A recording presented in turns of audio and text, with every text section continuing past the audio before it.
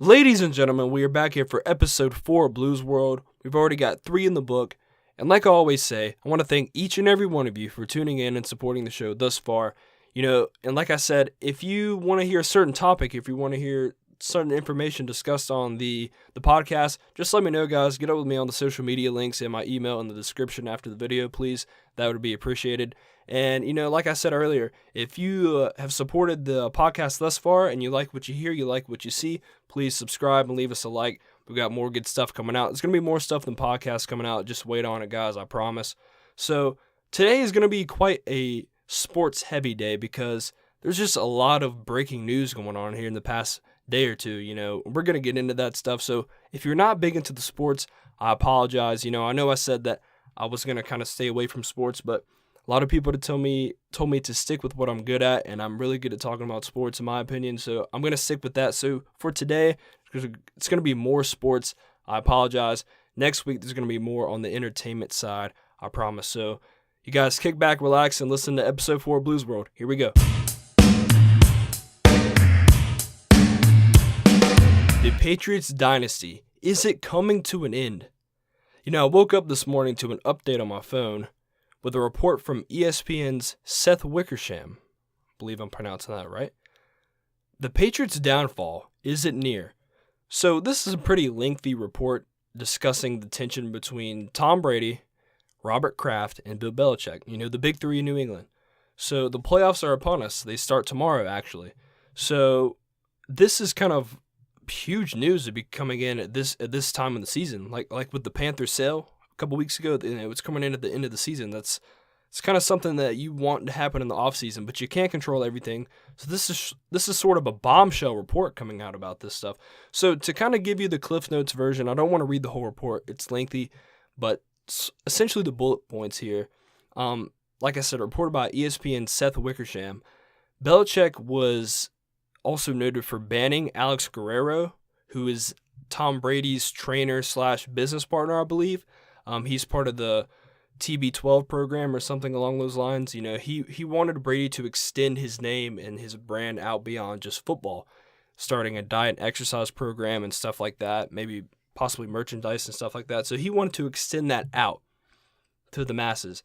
And Belichick kind of had enough with it a couple weeks ago, and he banned him from being on the sidelines and being with the team because apparently some players felt as if they were being forced to seek treatment from Guerrero instead of the Patriot trainers. So whenever that happened, Belichick was like, we're going to put a stop to this. We're just going to use the Patriots trainers. He didn't want a distraction. So that's that. Another thing, Belichick wanted to keep Jimmy Garoppolo as the backup quarterback.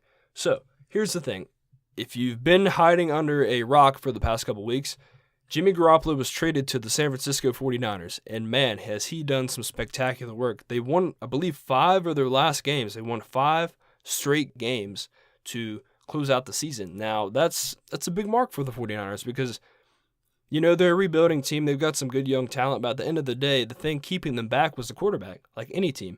So they get their quarterback, it looks like. Garoppolo, he played pretty well. Like I said, they won their last 5 games. So if I was the Patriots, I would have kept Garoppolo because I know Brady is the best of all time, but the guy's 40 years old. You just don't know how much longer he can keep it up. So apparently Kraft essentially wanted to get rid of Garoppolo because he wanted to keep Brady happy, I'm assuming.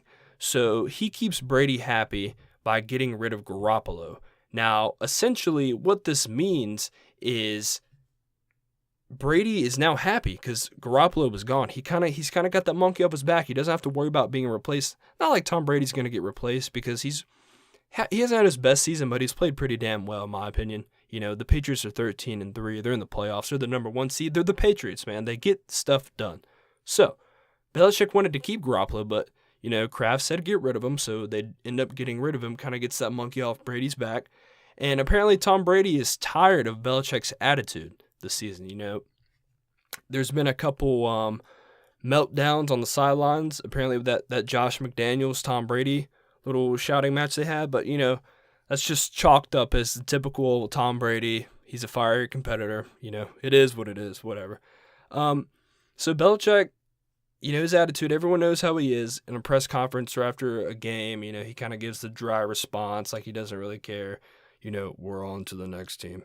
We're on to the Jets. We're on to the Dolphins. There's that typical Belichick kind of answer. So kind of hit it at the bullet points here. Those three guys, apparently they're not cooperating well. The Patriots put out a statement declining or kind of putting down that notion that this is a true story. They're downplaying it, of course. I wouldn't expect anything different. So is this the end of the Patriots? Is this the downfall? I don't think so. Like I said earlier, the Patriots are 13-3. They're the number 1 seed in the AFC, and they're on a downfall. Now, don't get me wrong. A lot of people saying this might be Belichick's last season as the Patriots head coach. Do I think it's coming to an end? I mean, yeah, essentially, because Brady's 40 years old. These guys are older. They've been doing this for so long. How much longer can they keep it up? All good things must come to an end. That's just how it is. I mean, it is what it is. So, at the end of the day, is it ending? Yeah, but is it ending now? Is it going to explode on our face, or the Patriots going to lose in the first weekend of the playoffs? No. To me, the Patriots are going to make it to the Super Bowl again. I mean, that's just my opinion. You know what cures all that? Winning. If you win, everyone forgets everything. But essentially, if the Patriots do win the Super Bowl this year, maybe they all ride off to the sunset and call it a day. That's how you want to end your career if you're a pro sports player, in my opinion. You win your championship and you ride off into the sunset. That's what Peyton Manning did. A lot of people wish they can do that. So I think that's what might could happen. But if it was me, I think they've got a few more years left. They're not done. But I would not have traded Garoppolo. I know he was chomping at the bit, wanted to get playtime. Any guy would, because whenever he played those 2 games for the Patriots last year, when Brady was suspended, he played really well. So I can understand his frustration. He wants to play, so they trade him. But I would have tried to keep him, man. I mean, to me, he was a good quarterback, and now he's done some great things with, the 49ers at the end of the year. So we will keep an eye on the story. This is certainly interesting. There's always something coming out of New England, some kind of story about something. I'm not really sure. But if I had to give my spin on it, I think the Patriots are going to be fine.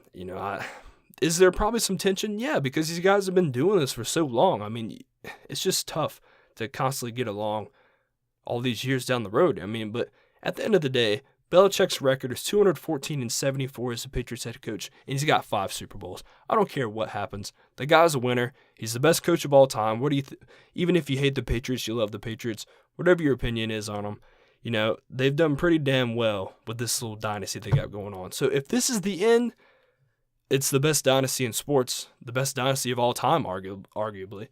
But we will see what happens. So we will keep an update on this story, guys. On to the next one.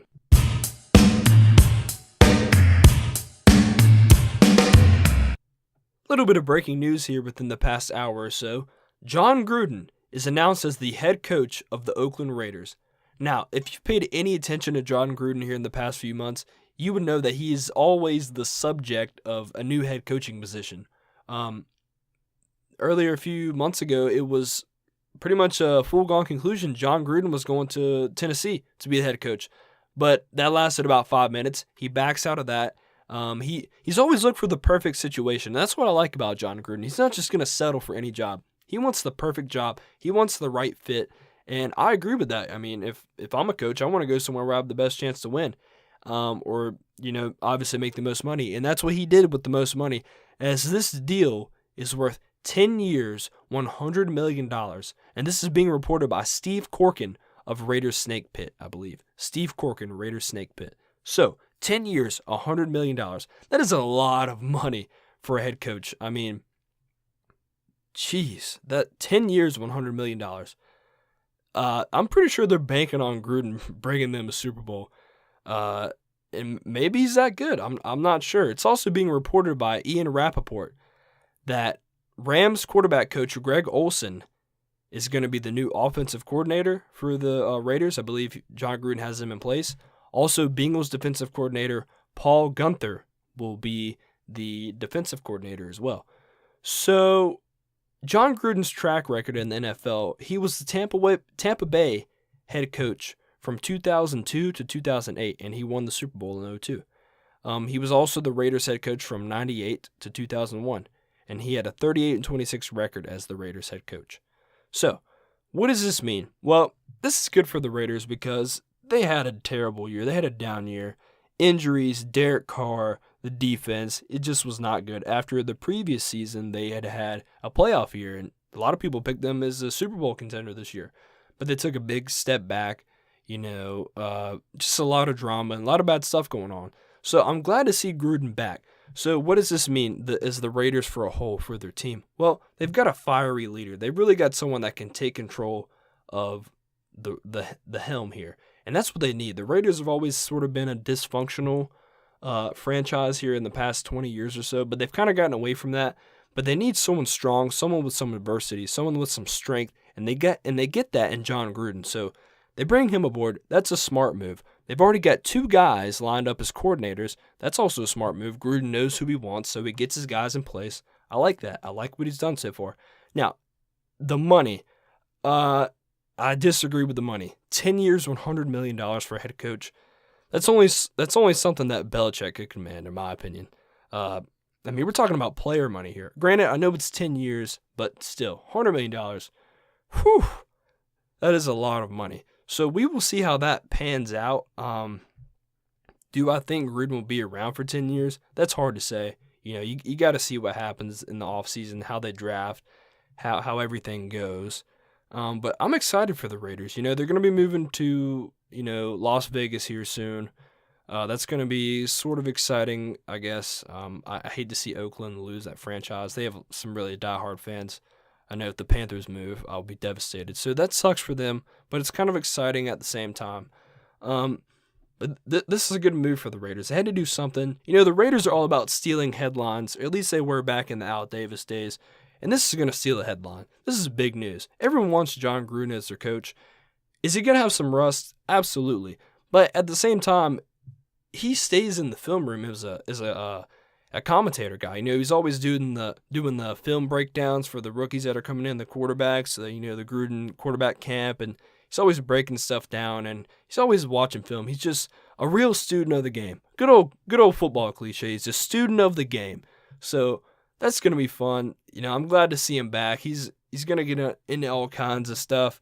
It's just great to see Jon Gruden back in football. But how well will they do? I think the Raiders are probably going to make the playoffs next year. I think Gruden will get him going in the right direction. They got to make some good moves here in the offseason, though. Derek Carr's got to step it up. Amari Cooper, they're probably going to lose Michael Crabtree, so we will see how that works out. But, they got to get better on defense, too. They've got the talent, but they've just got to bring in more, and they've got to be more of a cohesive group. So we will see what happens with that. I'm certainly excited to see Jon Gruden back. So we will see what happens with that, guys, and we'll keep updated with that. On to the next one. All right, guys, we're back here on Blues World to close out the show with some Wildcard predictions. Wildcard playoffs start tomorrow for the NFL. So tomorrow, the first game, the Tennessee Titans versus the Kansas City Chiefs at 4:35 tomorrow. Who do I got? I got to go with the Chiefs, man. They started out so hot this year with that big win in New England to start the season. And they started, 5-0, 6-0? And the running back, Kareem Hunt, he had an outstanding first 6 games for a rookie. And after that, it kind of went downhill. They certainly struggled. Alex Smith struggled. The running game struggled. The whole team struggled. But they got on track enough to get into the playoffs and stay into the playoff picture. Now, I've watched a few Titans games this year. This team, when they play well, they're really a solid team. They're not great, but they're solid in most areas. They're not terrible in one area. They're a well-built team, but this is their first time in the playoffs. When Mariota is not playing well, it's a struggle. I got to go with the Chiefs here. They're playing at home. They've got the most playoff experience out of these two teams, obviously. So I got to go with the Chiefs. It's an easy pick for me. Tennessee, it's good to see them back in the playoffs, but it's not going to last long. I got to go with the Chiefs on this one. And on to the next game. Certainly the best game of the day. The Atlanta Falcons versus the Los Angeles Rams at 8:15. Oh boy. Two teams with high-powered offenses. We've got the choke artists, Atlanta Falcons, going to Los Angeles.